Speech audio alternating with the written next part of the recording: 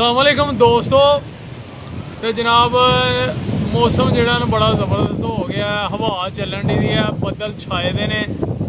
तो असी तुहानू अज लगे हाँ एक सबक अमोज गल सुनान कि एक किसान ही जनाब, तो उन्हें पैलियां दे विच जनाब डेरा ला लिया, यानी कि पैलियां जी उन्हें अपनी हवेली वगैरह बना ली, तो डंगर भी उत्थे ही रख ले, मझां बकरियां कुक्कड़ ते गाइयां बच्छे सारा, यानी कि उन्हें जानवर वगैरह भी उत्थे ही रख ले, तो आप भी उत्थे ही रहाइश पजीर हो गया पैलियां दे विच।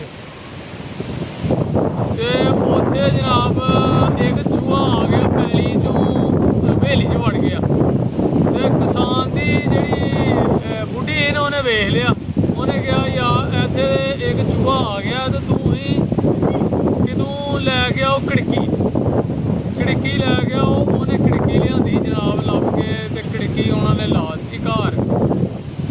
ते किसान दी बुढ़ी चूहे ने जाके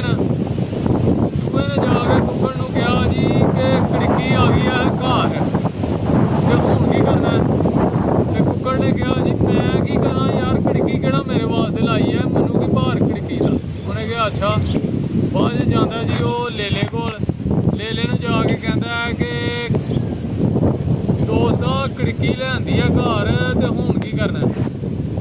ते लेले ने भी यही कहा जी कि मैं यार कड़की केड़ा मेरे वास्ते लियांदी है, ते मैनू कोई असर नहीं कड़की दा, कोई फर्क नहीं पैंदा। उन्हें कहा अच्छा।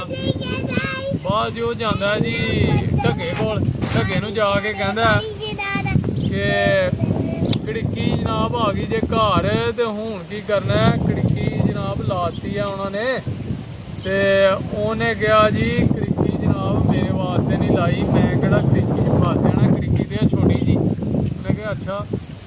बाद जो रात नूं ने कड़की दे विच सप्प फस जांदा। किसान दी बुढ़ी जिहड़ी है ना वो जाके चैक करती है कि मैं वेखां सही विच चूहा आ गया, कड़की जी की फस गया। वो वेखदी है, वेखन लगदी है, तो वो सप्प जिहड़ा ना वो लड़ जांदा, सप्प लड़ जांदा है, हत्थ ओहदा हो जांदा नीला। सुबह होंदी है, इलाज लूज करवाते ने, मेहमानों रिश्तेदारों को पता लगता है, रिश्तेदार पता लैन आ जाते हैं, मेहमान आ जाते हैं घर। बाद जो कहते हैं हुण फिर मेहमानों वास्ते रोटी पकानी है, तो कुक्कड़ नूं फेर लो छुरी। वो जो कुक्कड़ नूं फड़दे ने ना, तो फड़ के खड़ते हैं, तो चूहे दे लागों दी जो कुक्कड़ लंघदा ना, तो चूहा कहता हाँ बई सज्जना हुण सुना फिर कड़की मेरे वास्ते ही कि तेरे वास्ते? हुण की बनेआ तैनूं कोई भाल है कड़की दा? बाद जो आराम नहीं आंदा बीबी नूं ना, किसान दी बीबी नूं आराम नहीं आंदा, ते ओह मर जांदी है। ते बाद जी ओह मेहमान ज़्यादा आ जांदे ने, कुल्लां दा खत्म दवांदे ने ओह, ते फिर ओह कहंदे ने चलो जी लेले नूं फिर छुरी फेर लो। वो लेले नूं लगदे ने छुरी फेरन, ते चूहे दा जिउं लागों दी लंघदा ना, ते ओह ओनूं कहंदा हाँ बई हुण सुना फिर, तैनूं कोई फर्क नहीं पैंदा कड़की दा, कोई भार नहीं तैनूं। चलो जी वो लेला भी गया। बाद च वो फिर 10वें का खत्म जिन्हों दवांदे ने, 40वें का 10वें का, तो वह मेहमान ज़ाहरा ज़्यादा आ जाते हैं। वो फिर ढगे नूं कहंदे ने जी कर लो, ढगे नूं छुरी फेरन लगते हैं, तो चूहा जिहड़ा ना वो लागों दी लंघदा, तो वह कहंदा हाँ बई कड़की च तू नहीं आना, तैनूं कोई भार नहीं कड़की दा हैं, हुण सुना फिर। वो जी ढगा भी गया।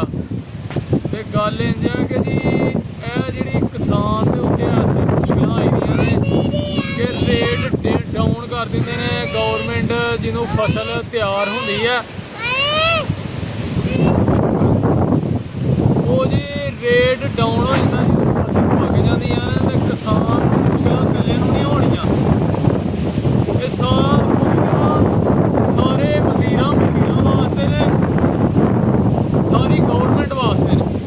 ठीक है जी, जो किसान ने फसल ही नहीं उगाना, कनक नहीं बीजनी, तो फिर मुल्क का ही नुकसान है। ये सबक है, तो दोस्तों ये गौरमेंट तक साडा पैगाम जाना चाहिए, तो इस वास्ते ज़्यादा तो ज़्यादा शेयर करो कि किसान की आवाज़ जी है उत्ते तक पहुँचे, कि जो फसल तैयार हो के आ जाता है, रेट डाउन ना होए, किसान खुशहाल होए, क्योंकि महंगे बीज लै ਕੇ ਮਹਿੰਗੀਆਂ ਖਾਦਾਂ ਲੈ ਕੇ ਕਿਸਾਨ ਜਨਾਬ ਫਸਲ ਉਗਾਉਂਦਾ ਹੈ, ਕਣਕ ਬੀਜਦਾ ਹੈ, ਮੂੰਜੀ ਲਾਉਂਦਾ ਹੈ ਤੇ ਜਦੋਂ ਫਸਲ ਹੋ ਜਾਂਦੀ ਹੈ ਤਿਆਰ ਤੇ ਉਹਦਾ ਰੇਟ ਨਾਲ ਹੀ ਡਾਊਨ ਹੋ ਜਾਂਦਾ ਤੇ ਇਹ ਬੜੀ ਪਰੇਸ਼ਾਨੀ ਹੁੰਦੀ ਹੈ ਕਿਸਾਨ ਨੂੰ, ਗਰੀਬਾਂ ਨੂੰ। ਕਿਸਾਨ ਨੂੰ ਨੁਕਸਾਨ ਹੁੰਦਾ, ਉਹ ਖਰਚੇ ਵੀ ਉਹਦੇ ਪੂਰੇ ਨਹੀਂ ਹੁੰਦੇ ਤੇ ਇਸ ਵਾਸਤੇ ਉਹਨਾਂ ਨੂੰ ਖੁਸ਼ਹਾਲ ਕਰਨ ਵਾਸਤੇ ਕਿਸਾਨ ਖੁਸ਼ਹਾਲ